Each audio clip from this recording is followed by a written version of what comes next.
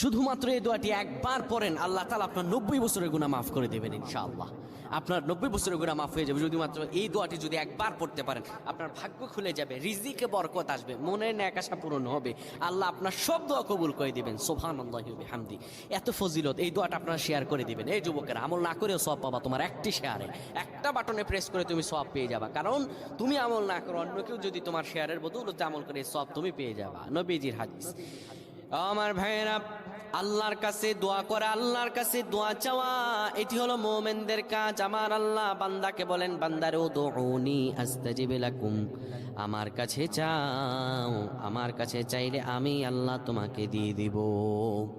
কেউ যদি একবারে দোয়াটি পড়তে পারে, দোয়াটি হলো রব্বি ইন্নী যালামতু নাফসি ফাগফিরলি। কেউ যদি এই দোয়াটা একবার পড়তে পারে, আমার আল্লাহ তাআলা তার 90